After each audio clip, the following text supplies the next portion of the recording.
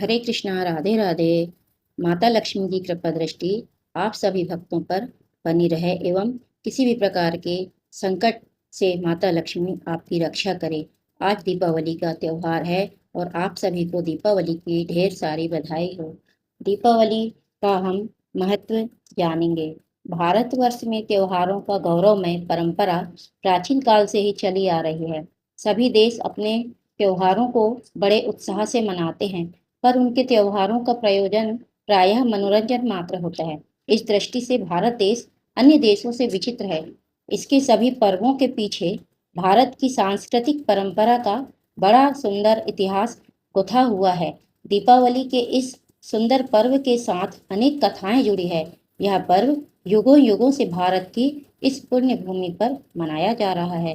सभी वर्गों के लोगों का संबंध इस पर्व के साथ किसी न किसी रूप में जुड़ा हुआ है। सबसे प्रमुख कथा मर्यादा पुरुषोत्तम श्री रामचंद्र जी की है। इस दिन श्री रामचंद्र रावण का वध करके 14 वर्षों के बाद अयोध्या लौटे थे। आदर्श राजा राम को अपने सम्मुख पाकर अयोध्या वासियों के हर्ष का ठिकाना न रहा।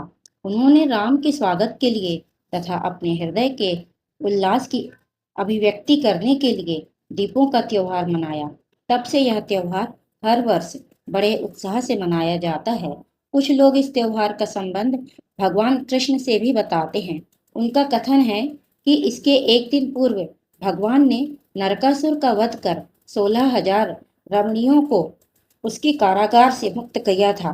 इस अत्याचारी राजा की मृत्यु पर लोग प्रसन्न हो उठे और उन्होंने इस प्रसन्नता को दीपावली के माध्यम से व्यक्त किया था। एक अन्य पौराणिक कथा के अनुसार इसी दिन समुद्र का मंथन हुआ था। समुद्र के भीतर से लक्ष्मी का आविर्भाव हुआ। सभी देवताओं ने उनकी अर्चना की।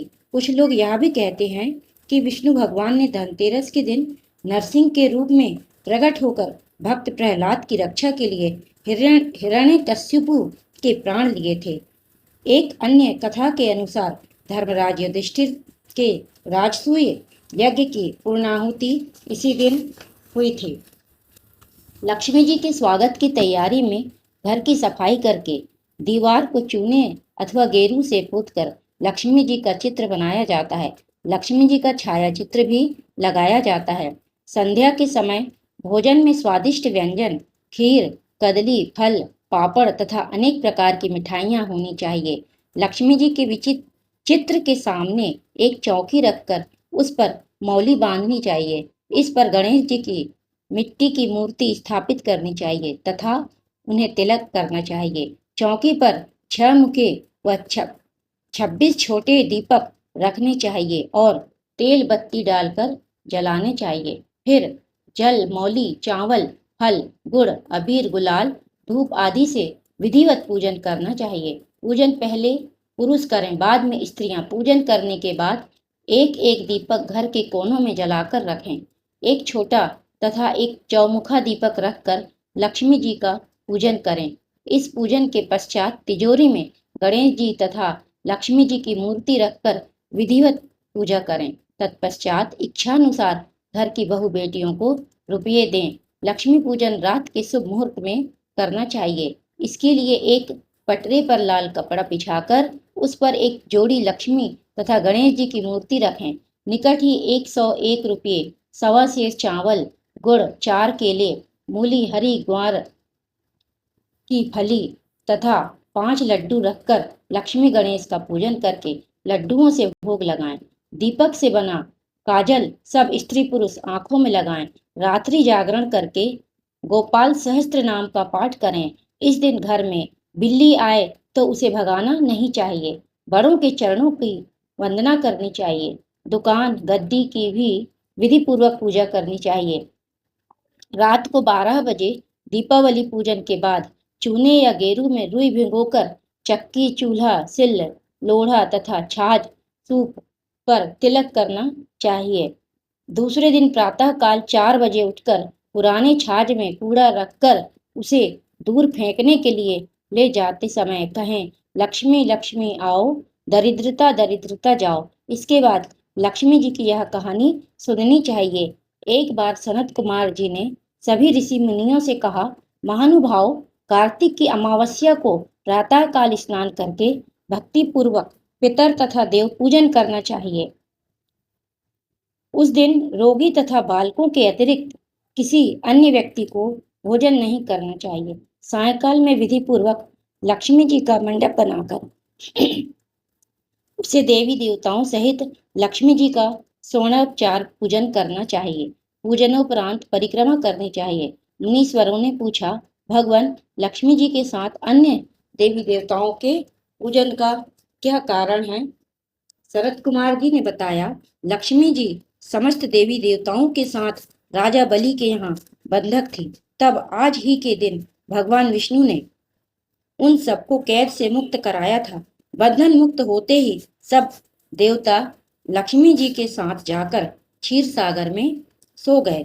इसलिए अब हमें अपने अपने घरों में उनके शयन का ऐसा प्रबंध करना चाहिए कि वे क्षीर सागर की ओर न जाकर स्वच्छ स्थान और कोमल शैया पर यहीं विश्राम करें। जो लोग लक्ष्मी जी के स्वागत की तैयारियां उत्साहपूर्वक करते हैं, उनको छोड़कर लक्ष्मी जी कभी भी कहीं नहीं जाती है। रात्रि के समय लक्ष्मी जी का आवाहन और विधि पूर्वक पूजन करके उन्हें नाना प्रकार के मिष्ठान का नैवेद्य अर्पण करना चाहिए। दीपक जलाने चाहिए। दीपों को सर्वनिष्ठ निवृत्ति और हेतु अपने मस्तक पर घुमाकर चौराहे पर रखना चाहिए।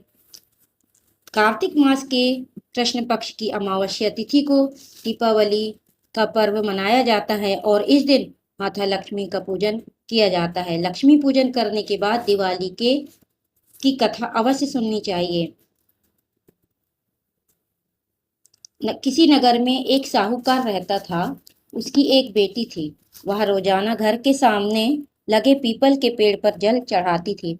उस पीपल में लक्ष्मी जी का वास था। एक दिन उसी पीपल के पेड़ से लक्ष्मी जी प्रकट हो गई और साहूकार की बेटी से बोली, मैं तुमसे बहुत प्रसन्न हूँ, इसलिए तुझे सहेली बनाना चाहती हूँ। साहूकार की बेटी बोली, क्षमा कीजिए, मैं अपने माता पिता से पूछकर बताऊंगी। उसने घर जाकर अपने माता पिता से सारी बातें कही और उनकी आज्ञा से लक्ष्मी जी का प्रस्ताव स्वीकार कर लिया। इस तरह से वे दोनों सहेलियां बन गई। लक्ष्मी जी उससे बहुत प्रेम करती थी।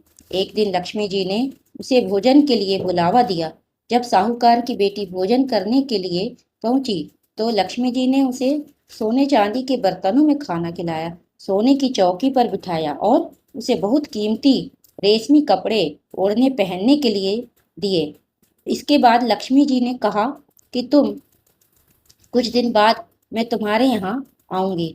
साहूकार की बेटी ने हाँ कर दी और घर चली आई। उसने जब सारी बातें माता पिता को बताई तो वे बहुत खुश हुए, लेकिन बेटी कुछ सोचकर उदास हो गई।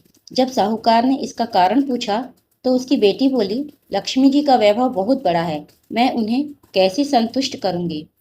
यह सुनकर पिता ने कहा कि घर की जमीन को अच्छी तरह लीपना और अपनी पूरी श्रद्धा से रूखा सूखा जैसा भी भोजन बने उसे बहुत प्रेम से लक्ष्मी जी को खिला देना। पिता की बात पूरी ही करने वाली थी कि एक चील कहीं से उड़ती हुई आई और बेशक कीमती 9 लखा हार साहूकार के आंगन में गिराकर चली गई। यह देखकर साहूकार की बेटी खुश हो गई। उसने पिता की बात मानी और घर को सुंदर तरीके से सजाया, जमीन की सफाई लिपाई की।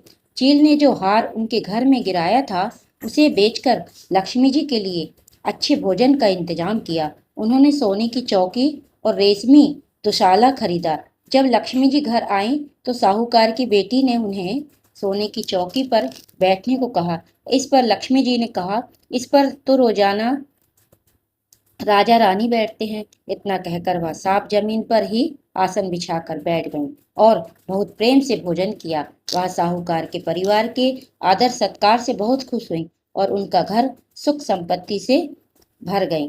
हे लक्ष्मी माता, जिस तरह से आपने साहूकार के परिवार पर अपनी कृपा बरसाई। उसी तरह सबके घरों को सुख समृद्धि से